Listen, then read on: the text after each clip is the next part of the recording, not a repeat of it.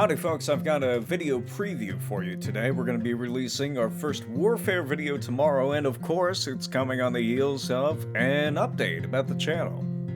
So I've largely kept quiet about the OGL situation. I am going to start diving into it a little bit more. I might do some more live streams or catch-ups on this subject because, frankly, it's dumb of me to not get more viewers on it. I want more viewers on the channel. I like doing all kinds of different channel content, and whatever gets me more views so I could share more about what I love with folks that are like-minded is good in my eyes, as far as I'm concerned, you know?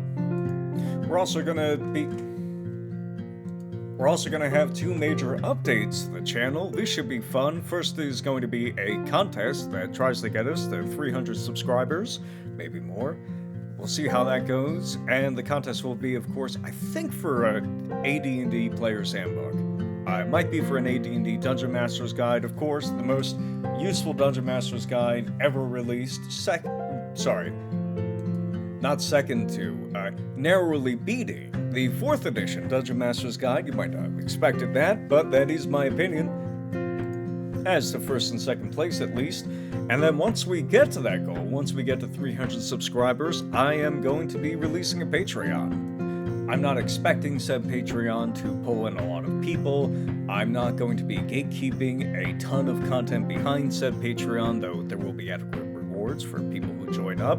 It's more or less to structure the channel's progress and content production in a way that's easier for me to track and manage, which is in monetary terms and along scheduling deadlines, something that's ever so slightly more strict on myself than just put out a video once per week, put out an update once per week, and we're good. It's intended to tie in and tighten up some loose ends within my own pipeline.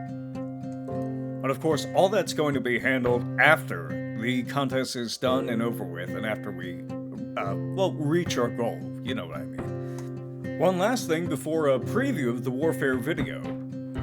The last of my current batch of channel series has been chosen, selected, and planned out. It is a 5th edition retrospective, basically going over the different shibboleths that people shared around in the tabletop industry during the 5th edition timeline, the common player opinions about 5th edition. This has sort of already been done in the WotC still doesn't get about Rangers video. If you like that video talking about how people's feedback is often disconnected from the actual mechanics and how it differs from how people actually play at the table, but is meant to get at something more important that the people playing the game don't necessarily have the language or integrity or proficiency to express. Any number of those reasons might lead people to give feedback that doesn't appear to have a connection with the game as it's played, but sadly can get used by the lazier or designers with less integrity to dismiss said feedback as not indicative of any wider problem beyond what the person might be complaining about, what the player might be complaining about.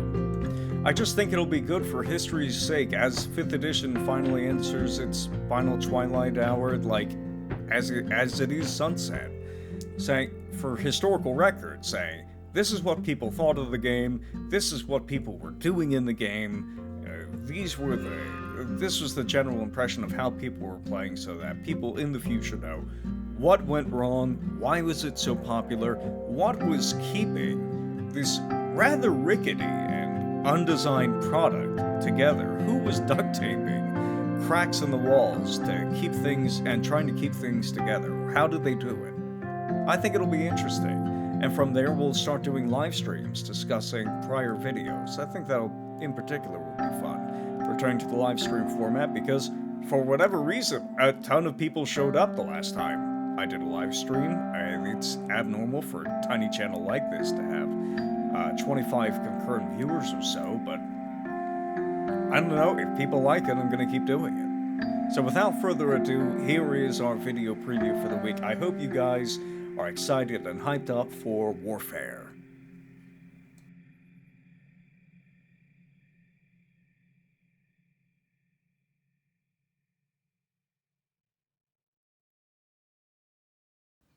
Alright, now let's talk unit statistics. First up are unit dice. Unit dice are a rough approximation of your unit's effectiveness in and strength to act or react in combat. If you're attacking, trying to overcome a spell's effects, or making a last-ditch effort to recover morale, you roll unit dice. Unit dice are always represented by a 6-sided die, and most units start at 2 dice. A few, usually hordes, start at 1 die, and cavalry are default 3, but usually average down to 2. Siege engines almost always start with 4.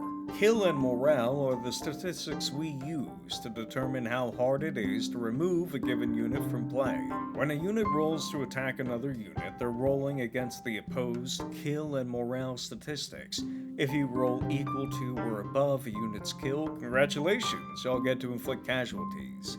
If you don't meet the unit's kill but do manage to roll above morale, you chase some or all of the opposed unit's soldiers away from their current position, driving them back a move.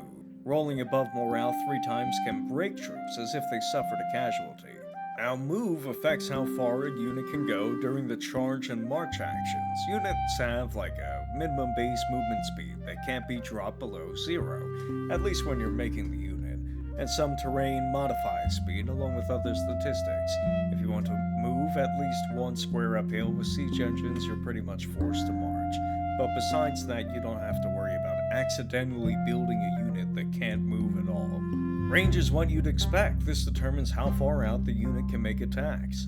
Even having a range of 1 allows infantry to attack faster with javelins and darts earlier in the initiative without becoming engaged.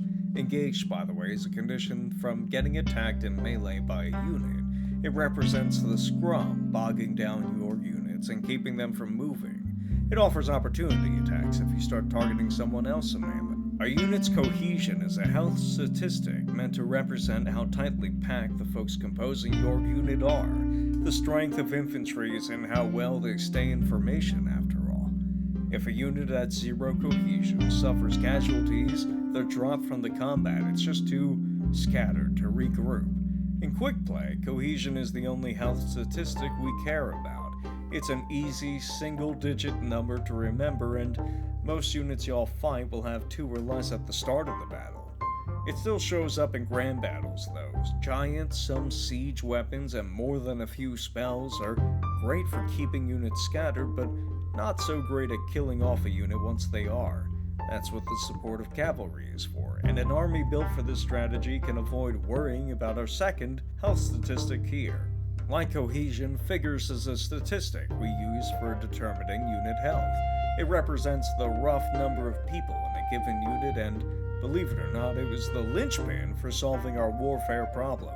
In grand battles, the more involved and granular mode of warfare, your unit typically doesn't drop out of play until all of their figures are wiped out. Why do we even care about the number of figures? Because players are best equipped to kill small portions of a given unit, and we want this to have a meaningful impact on the combat as it progresses. It also provides us with a number of mechanical hooks too long to list, but we're going to try and list out a few anyways. Like we said, players can attack the units. We have statistics for hero-type characters in mass combat. Players can already interface in quick battles and grand battles that way, but it's with more generic action. This lets the players target units with their character abilities and attack specific characters within those units. If a unit of dwarves has a standard bearer keeping morale together, or a unit of zombies has a necromancer attached to it, we can create new ways of advancing combat in zoomed-in scenarios, just like we do in regular combats.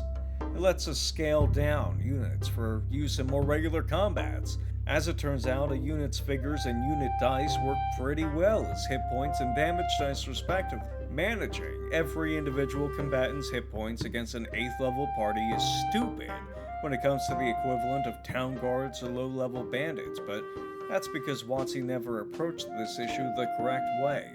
Start from a horde. Start from a unit of men as the baseline and scale down to individual combatants from there.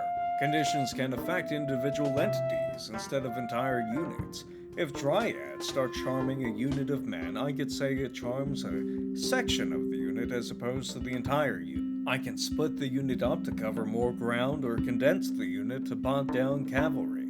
Following from this, I can actually split the unit's attacks, dealing less damage but adding new tactical options. Just to recap, our figure statistic lets us adjudicate regular character abilities being used against units, targeting unique or important individuals within a given unit, use or scale down units for use in normal combats, and expand the decision trees of players in a mass combat.